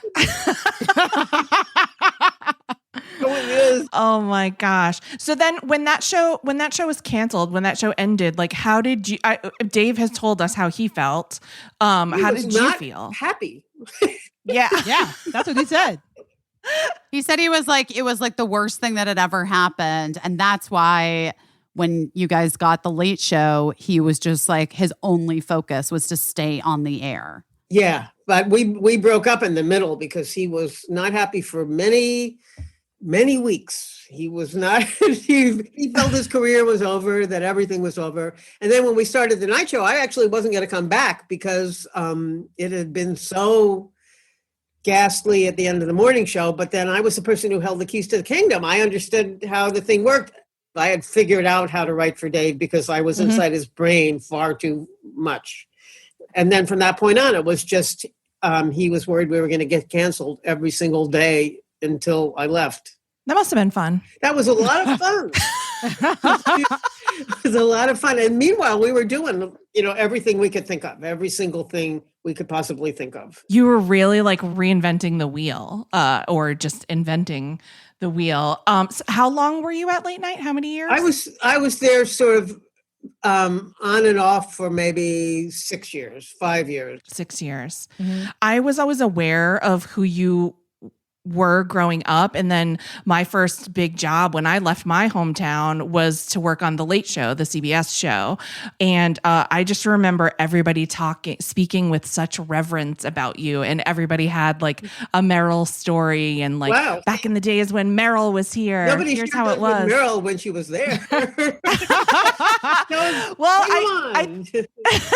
I just had such a huge impression made on me about who you were because people were like, she was like a mad scientist and she could like rewrite the act 2 when act 1 was happening, That's lovely. That's very nice to know. And I also had the weird additional thing that I don't think he ever wanted to replicate. I'm sure he didn't ever want to replicate again, where because of our personal relationship, I would just follow him when he was taking a shower, follow him into the bathroom and stand outside the shower reading him material.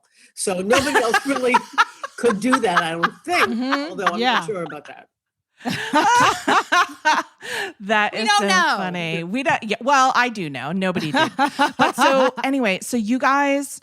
So what happened? Like, did you wanted to leave the show? You guys broke up. What was your next big pivot out of late night? Well, when I finally left because I just didn't like how I was being treated there at the show.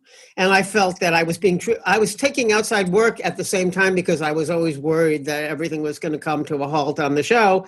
And I needed to keep some other thing going in my career. So I was writing episodes of sitcoms and, in my off weeks and stuff. And then little by little, I was spending time in California, going out on job interviews and so forth. We weren't breaking up. I was just going to go try to pursue another career because I thought maybe too much togetherness. I think if things had gone differently, I would have stuck around, but things were not working out for me there at that point. It just, when I would work on other shows, I'd be treated really kind of like, it would be great. It would be fun and everybody would be pleasant and stuff. And when I was there in the Enclave, I was the one person who was the repository of misery.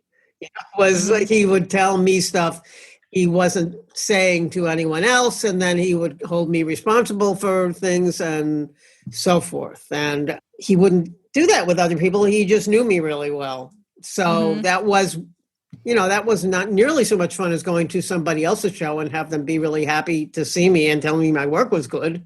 So it's like it's Merrill, it's like a typical child, and they say that like their outbursts of anger are to the safest person, aka their mother or their father. Yeah.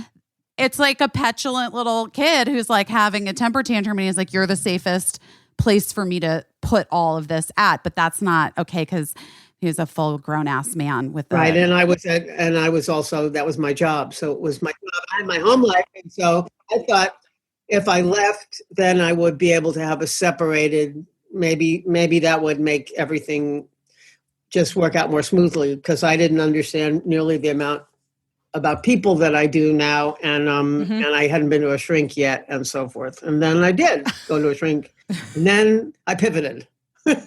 Yes. Was there ever any feeling of like, I'm leaving behind, like, this is my fucking show? Did you ever feel like that? No, I never did. No. I had his name on it, and I always knew the rules were I was supplying it for him. I didn't really have the sense that I didn't really have any real sense of, I'm kind of missing a sense of entitlement. I came from a mother who was incredibly critical. So I don't fall back on a sense of anything. Yeah. I get that. And then, what you probably understand now is that there was no way to make that separation and make the relationship work because. Yeah, no, there wasn't, but I didn't understand that at the time. I thought it would somehow grow through that. Right. And it would continue, but it would new ground rules and I would get other opportunities and I would do those. And then, we were so enmeshed that I assumed that it would just continue somehow. And then it didn't. And then, so this is what I feel like is probably like the major pivot in your life. This was, it was no more major really than moving to LA with $200 on a car with one door and getting work. That was, that still astounds me. I just realized Busy asked me if I'd ever been doing performing, and I had been doing stand-up. That's how I actually met Dave, as I was at the Comedy Store doing stand-up, and which I did because on the new Laugh-In, that was such a weird job full of unfunny things that I wanted and I had a friend who was doing it. And I just thought, well, I want to see whether or not any of this material I'm writing is funny at all. So I went to Monday nights for a while, and then I got onto a more advanced lineup and stuff. And then I met Dave, and then I started doing his thing. So when I got off of his show, I fell into another just weird opportunity, which paid almost no money, but was so much fun. I got a job doing my own remotes. I had been in charge of all the remotes on Dave's show. Mm-hmm. Yeah. And I got a job doing that on local news in LA. I was News 13 at 10 o'clock, a real news station. And they gave me a thing called Merrill's LA, and it had its own sponsors, and it had an art card, and I would drive at night and sit down with the weatherman and the news anchors and stuff at one of those little roundy desks and from a teleprompter and introduce these pieces I was doing, which were the LA version of what I'd been doing on his show. And I was allowed to do anything I wanted. I can't believe they were letting me do that on local news. But on the other hand, I'm still very proud that LA Magazine reviewed they did a big roundup of local news personalities, and they included me, and they said, Merrill Markoe is the weirdest, most disturbing lifestyle reporter to hit the feed in some time. It was very exciting. I love that. Do you have that like printed out somewhere and hung up? No, I haven't. I have it in a scrapbook somewhere. Yeah, I hope so. That's like, amazing. Yeah. And I was too. I was doing the stuff I was doing was so off the charts different than what you see in local news. Those pieces are so funny, by the way. If you can like find one online. I have a lot of them on my website. And then if you type in Merrill's LA, there's chunks of them on YouTube and stuff. Yeah, I'm proud of them. They came out pretty good. I'm going to watch them. So funny. You are so funny constantly. And so I mean, you just, Caissie, you are very funny. I'm always amazed at how funny you are. I love you so much. And you have been so kind to me. I remember the first time we met, you came on the Late Show to promote one of your books. Now that was a pivot. Because that was terrifying. That was so terrible. That was wild. And I remember that day in the office being like, there's like a vibe here. Like there's a vibe that Merrill is coming on the show. And people were excited, but also nervous. And like, what's the vibe with Dave? He's going to see Merrill. Anyway, the interview I think went very nicely. It was only like 3 minutes long.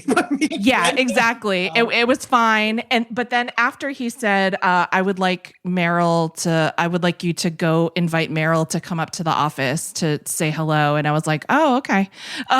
So I went to your dressing room in the Ed Sullivan Theater, knocked on the door and was like, hi, Merrill, nice to meet you. Dave wanted me to invite you up to his office to chat for a minute. And you were like, oh, okay. You were like, getting into your street clothes. And you were like, come in. And then you were like, what's your name? And I told you, and you said, what's your job? And I was like, oh, I'm one of Dave's assistants. And you were like, oh, Jesus. And you were like, should we like sit down and have a drink before we go over there? What should we do? Oh my God. I'm so subtle. And I appreciate it. It was so funny and so personal, and I'll never forget it. But then we connected later through social media because, it's such a small world. Yeah, and we had dinner, and you're always so full of fucking amazing advice and just like gems. You're like a gumball machine full of gems that are just. I am. I'm a gumball. Yeah, you are.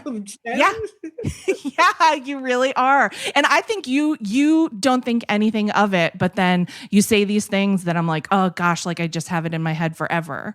And you are a gumball machine full of prints. Yes, that is true. We do know that's true. Thanks for putting up with that, everybody. So I want to talk a little bit about your book, because like you have like this whole separate side career of multiple hilarious books that you've written.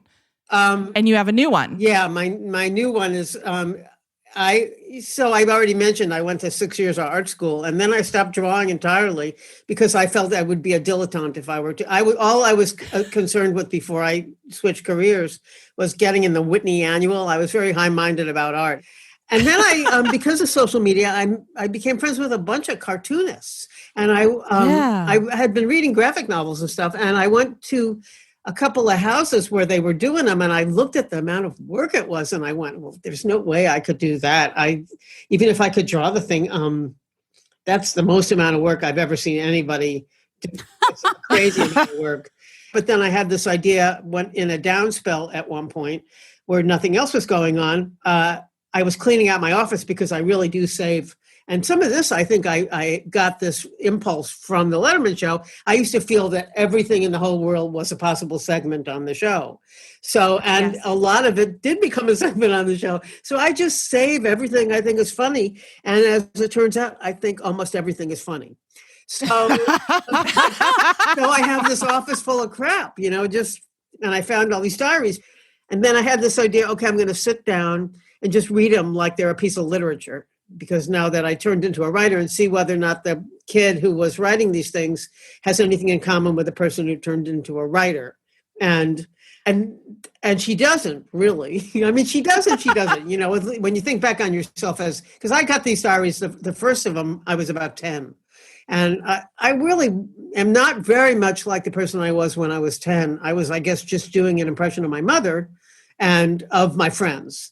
Where the objective of my friends at the time was to, work the word cute into as many consecutive sentences as you could possibly do, and also to be as cute as could be conceivably possible. Like the level of cute that you were was really all that you needed in life.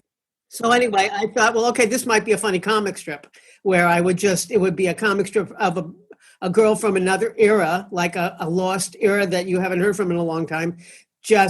I would illustrate them without judgment. I wouldn't pass judgment on who she was or why she was, just what she was saying. I would just illustrate her as I remember what that looked like when she was writing. And also the other thing that was funny about the diaries to me is, well, two things. One, they had a lock and a key. Like anything I was saying writing was remotely so important that it needed to be under lock and key. And the other was, I didn't know what you were supposed to put in a diary, so I wrote down everything that I did.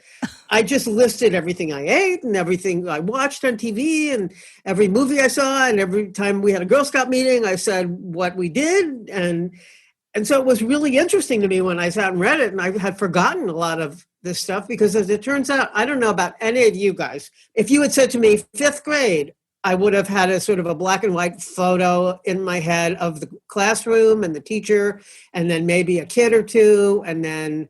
Truly, we just were speaking about this. I was saying that I remember like 8 days of school. But a thing that you said that really resonated with me just now was that I really appreciate you saying that you read those diaries and you didn't cast any judgment on that version of yourself. Right. Which I think is so powerful. Because I mean, like, I think that we will think about like something we did in like 5th grade and be like, oh my God, why would I do that? Well, then now I need to add that at some point I started drawing myself into the frame with the girl so I could give her a lecture. Because your adult self. Well, that's really your new self. Your current self, which is my favorite part. That's my favorite part of it, Merrill, because you said that you grew up with like a very judgmental mom, which is like reflected in the book. And I almost feel like you kind of, this sounds so woo, but I almost feel like through writing the graphic novel, you reparented your little self. Well, I started drawing myself into it just because I didn't really see how I could present this stuff and not say something about it. Like from 4th grade to 6th grade, I was in love with a Nazi. No. Right. There has to be yes. Yeah. There has to be some commentary on it. So I really love, even though, I mean, yeah, you dated the Nazi guy. I was in love with him for 2 years. He was doing the German salute when I would walk into the room. He was going Heil Hitler. And I didn't think that he was Jew baiting me. I thought he was just paying attention to me. I was such an idiot. I still can't believe it. That was the point at which I started writing myself into the frame and just going, now, I know you're not stupid. What are you thinking here? So of course, I realized later that if I had a chance to talk to myself, the kid would have just been going, you don't know everything. You think you know everything. Yeah. That's how I was.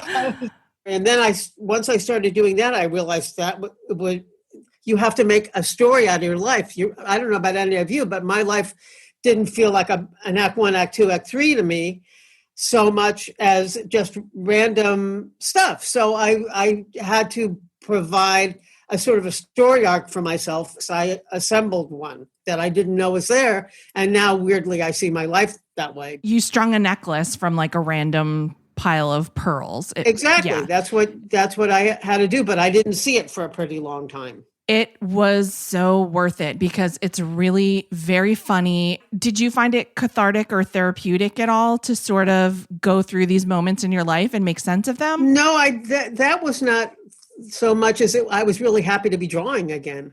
I had put down drawing all that time. And I'm here to tell you that, so you all know about the left brain and the right brain stuff. Yeah. And the left brain is pretty much the business side of things.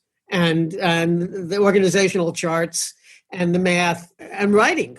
Writing is on that side. And then the other arts are on the right side, which is intuitive and fun, which is why artists and musicians are having a lot more fun than writers. Writers, it's hard. It's hard to write. Yeah, but it's so worth it, the time that you spent doing the art. It's really, because it's really, really funny, but it's also really touching, which is something that you told me once, that like a lot of people can be funny, but if you can work in something that like gets at someone's heart. I still think about your life story.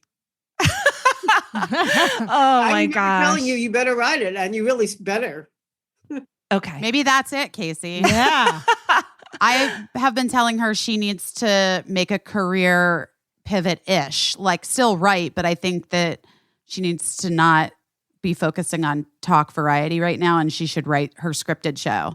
Yeah. And like it should, maybe that's it. Or just I thought maybe it was your life story that she should write. maybe what she should write isn't a script either. I mean, if script is easier and you know more about it, write it as a script. But just start writing it. Maybe it's a novel. Yeah, maybe. I wrote a couple of novels that were very hard for me to write. It's much harder for me to write than it is to write essays. But you know how I figured out how to write a novel? I mean, it's weird how you find your way through anything. I'm going to tell you, it comes from Moon Zappa, of all people, who was writing a novel. I was doing stand-up with her. I was in this thing, the Uncabaret, for years and years and years. Yeah. It's all comedy. And I was on a show with her, and I said, "What are you up to now?" And she said, "Well, I just wrote a novel." And I went, how in the world do you write a novel? I would never know how to write a novel. And she said, all right, well, how about if you think about it like this? It's a series of essays, each 8 pages long, and there and like 12 of them. And I went, that makes sense. Oh, okay. You broke it into bite-sized pieces of a sort. And I went home and went, okay, well, now I know what to do. You have to just think of them as chapters. If you can't think of a novel, but you can think of a chapter. Well, we're all writing novels now. And I can't wait. That's where the money is, novels.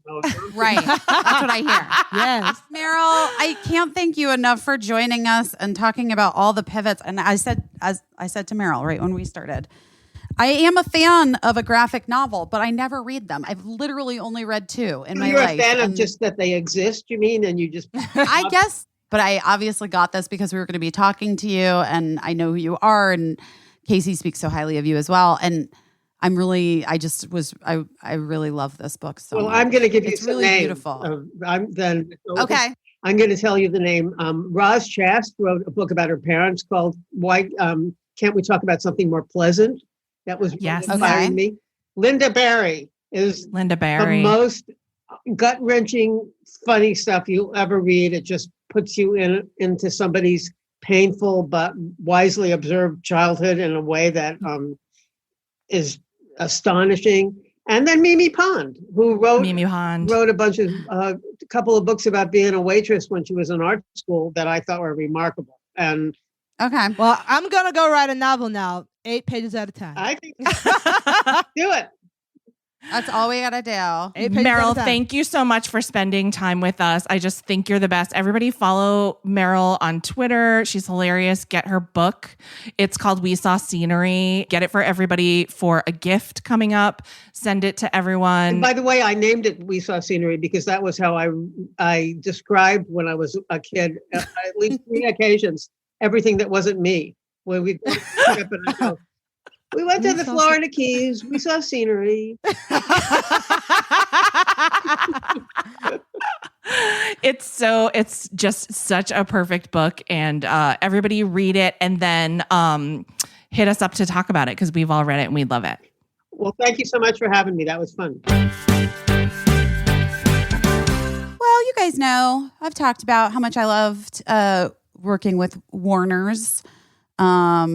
But that's because I love wearing Warner's bras.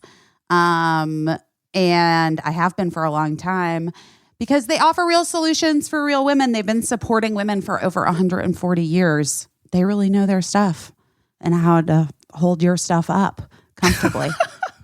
From their new model corset in 1881 to the introduction of the bra cup sizes in 1935. We have Warner's to thank for that. They have underarm smoothing solution that was first sold in 2014. They've always just been creating real solutions for the issues voiced by real women of the time. And what do us as women want and need right now? Support and comfort. I mean, I need both of those things. I need them from my bras and in general. And Warner's is amazing because they're not afraid to talk about issues that we face. They make comfortable solutions. They're led, designed, and run by women, which is incredible. And you can say, so long to your problems. It will never not make you laugh. I love it. Styles you love. It's made for comfort and support. You can shop Warner's now at walmart.com/bestofwarners. You can shop Warner's now at walmart.com/bestofwarners. Listen, I don't know about you. I probably, the last 4 years haven't slept a lot. It's been tough. Yeah. It's been tough to get a full night's sleep. And I thought it was because of what's going on in the world. Turns out it was just my terrible mattress. Well, thanks to Helix, I took a little quiz. I upgraded my mattress. And now I'm sleeping through the night, sleeping like a baby. Hard AF is how I'm sleeping now. It's kind of wild. Sometimes you think you don't think that much about your mattress, but you literally spend 1/3 of your life lying on your mattress. People who don't invest in mattresses, and here's the thing that's wonderful about Helix, it's definitely in the affordable category. And, because you're listening to this, we're going to give you a deal at the end of this. But basically, you need to invest in the thing that you spend 1/3 of your life on. That's what I say. I love this Helix. I sleep on my side. I'm a side to the back, to the side sleeper. I move around a lot. And I liked that little quiz. Did you take the quiz? Yes. I loved it. I thought it was great. I mean, everybody's unique. And look, Helix knows that. This is their job. They have several different mattress models to choose from. They're soft, medium, firm mattresses that are great for cooling you down if you are a hot sleeper. I'm not, but I know people who are. And even a Helix Plus mattress for plus-sized folks. Is that how you say folks? Just kidding. I know that's not. It is now. The delivery and the setting up was super easy and very fast. And it's really supportive, but also soft. And I am sleeping. I'm sleeping great. Yeah. The quiz is great because, a mattress is a little bit of an investment. And so it's scary to think that you're guessing. When you take the quiz, it tells you the mattress that you need. Then it comes and it's correct. It's amazing. Yeah. So helixsleep.com/best. That's where you're going to go. Take that 2-minute sleep quiz. They're going to match you to a mattress. It'll give you the best sleep of your life. They have a 10-year warranty. You get to try it out for 100 nights risk-free. I'm only on night 23 and I already am in. They'll even pick it up for you if you don't love it, but you are going to love it. I promise. So they're offering, this is the deal that I was talking about, $200 off all mattress orders and 2 free pillows for our listeners at helixsleep.com/best. Don't sleep on a saggy old mattress. You deserve better. I want more for you. Give yourself an upgrade. helixsleep.com/best. I just love her. I love her. So I great. love everything You know what? she's given to us. You know what really struck me about her or this podcast? How many people that have been on the podcast that said that their hopes and dreams centered around getting to work on Saturday Night Live that have not? Know. It's like every other guest. It's wild. This is why I really want to have Paula Pell on this podcast, because she told me, we're doing that falling in love with you business that people have to do in casts. Yes. Or writers' rooms, when you start a show, right? Hollywood break. You have to fall in love with your colleagues. Hollywood break. If you guys don't fall in love and also find a common enemy in the first week, it's not going to work. It's not going to work. Trouble. And guys, guess what? You guys did. We got it. We got both. We all got it. So I'm not going to tell you who the enemy is yet. It's not a cast member. Enemy. That's for the group chat. Yeah, it's a group chat thing. So anyway, but Paula and I and Sarah, while we were on like just the three of us were working on one day, and we were on lunch, and we were sitting 6 feet apart from each other. Although it's like so weird and confusing because it's like we take our masks off and we're like literally in each other's faces, but then they're like, you have to still, when you're not working, stand 6 feet apart. We're like, well, I guess so. Like we're trying to limit our exposure, but viral load. Yeah, it's all about viral load. Right. Okay. So now I'm back on board. Thank you. Anyway, so we were sitting 6 feet apart, eating our lunches, and like, falling in love and telling stories. And Paula told me how, like, her Saturday Night Live journey, like how she got hired as a writer on SNL. And we truly need to have her on to talk about her career journey, to talk about pivots. Like the woman is one giant pivot. Like it is fascinating and she's so also cool. Kind of weirdly unsung, I think, in the SNL universe. Like people are just starting to know who she is, and that's wild to me because she's been out there.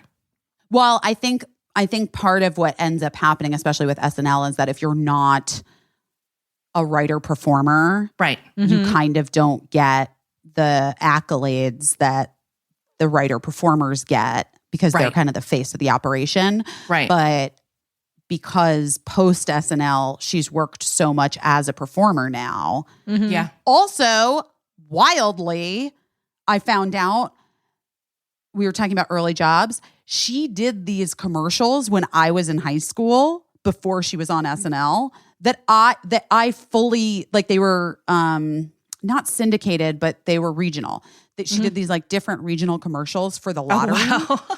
And I remember it so oh my God. clearly. It was like from when I was in middle school and high school, and I was like, oh my God, you're the lottery woman playing the like organ and singing. Like I remember it insanely. It's like vivid in my head. Anyway.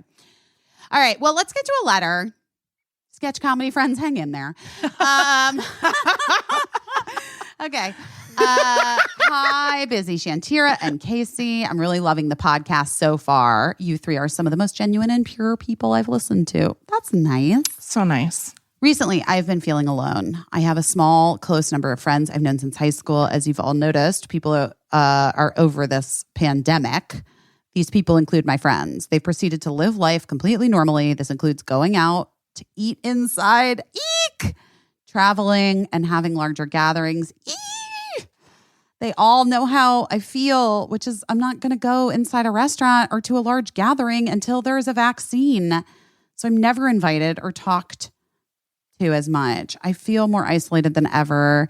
And one of my closest friends just rolls her eyes at the mention of the pandemic. I was considering sending my friend a message about an idea I had about bonfires and telling ghost stories, but I just saw their Instagram story about all of them out together last night at a crowded bar, and I feel kind of like a dumbass if I send it because it seems desperate. I don't know what to do. I feel like when this is over, I won't really have any friends left. From Jessica. Oh, Jessica. This is making me sad, Jessica. I know. But also my gut instinct is fuck them. You might not have any friends left because they might. No, I say fuck them because even if that is the life they want to lead, like I don't think that completely rolling her eyes at her feelings, her thoughts, or opinions is appropriate. Like if you disagree, perfectly fine, but like making her feel bad about not wanting to catch a virus that's killed 200,000 people is super fucking bogus. Like that's my gut instinct, but I think Caissie will be nicer. Well, no, I was going to say like that isn't cool. So you don't want someone that's like dismissive of you and your concerns and your anxieties. Like that's not a good friend. And if you don't feel comfortable being like, hey, why are you rolling your eyes at like a thing that is, concerning me, then I think you do have to kind of take a look at that friendship. What sucks is that it seems like it's the majority of your friendships are just like going in a different direction. Yeah. I mean, look, I think that I don't know your age, but I'm going to guess it just based on this. I mean, I would think that you're probably in your 20s or early 30s. Yeah. And I got to be honest with you. Sometimes your friends change and you're mid 20s, late 20s, early 30s. Absolutely. People do different. You have different priorities. You have different things. Like you just see things a little bit like the people that you used to like really get down with, and like it just isn't. I don't know. Something just shifts. Like you grow at different paces. You grow in different directions. Let's see what we can think of for Jessica to do. Jessica, first of all, the bonfire sounds super fun. And if I lived local to you, I would be at that bonfire and I would be sitting 10 feet away from you so that you felt comfortable. Yeah. You know, like you're not a dumbass for thinking of an idea like that. And it's spooky. It's the perfect time. It's the perfect time. I really like that too. So I actually think you shouldn't throw that idea away and be insecure about it just because that's just offering an option. It's offering something else to do, you know? And if they want to like sit on top of each other and make out at the bonfire, they can, but you can sit 6 feet away and feel safe. And that's okay too. Absolutely. I say you pitch the idea. I also say in the interest of like you feeling okay about where you're at, I mean, if there's someone that you're really close with, maybe you have a talk with that person. Maybe it's worth it to have like I'm feeling X. I'm feeling this way about it. And I'm feeling like I'm not getting, and I'm feeling like I'm getting judgment from you. And if you feel like I'm judging you, I might be, but I'm also just scared. And, you know, like just being really vulnerable with how you're feeling with maybe one of the people who you're really close with might help you guys like get closer. It's hard to start the conversation. But once you do, you're like, it's so freeing because then you know exactly where you stand. Yeah. And so if your fear is like, I feel like I'm not going to have any friends left, like you fully just say that. Like, I feel like I'm losing all of my friends. And when this is over, I'm not going to have any friends left. I want to still be a part of your life, but like, I need to be able to feel comfortable and like, I'm not endangering myself as well. And I think that what you really need is like to be as open and honest with the people closest to you as you can, to just voice how you're feeling so that they can either be like, oh my God, we love you. Let's bonfire it up. Can we do marshmallows? Is that safe? You know what I mean? Whatever. Yeah. But I am sending you so much love, Jessica, because I just also feel like I hear in your little voice. You're not alone. Just feeling so alone. You're not alone. Everybody's going through something weird, you know? Yeah. You're just, you know, tell them what you told us. Yes.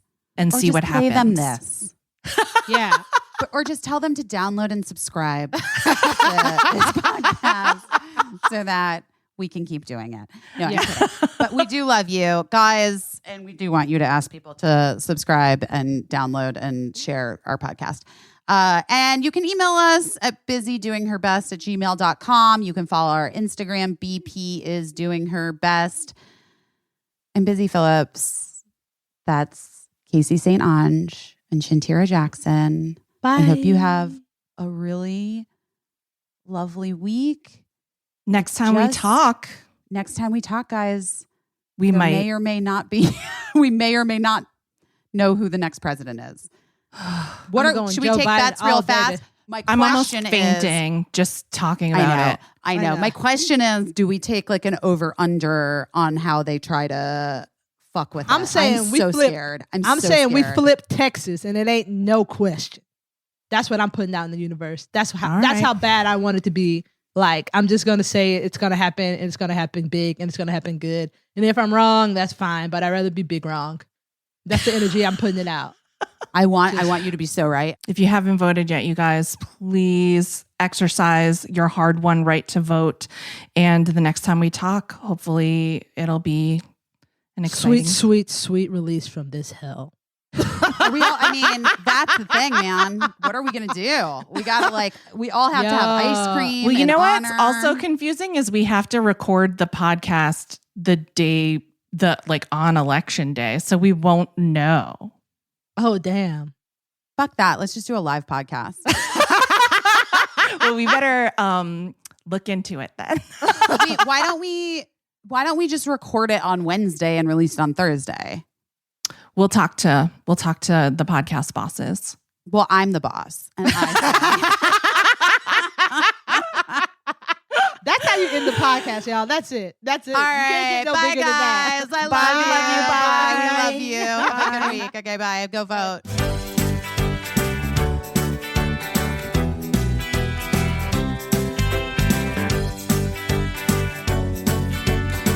I don't know what I'm doing, but I'm doing my best.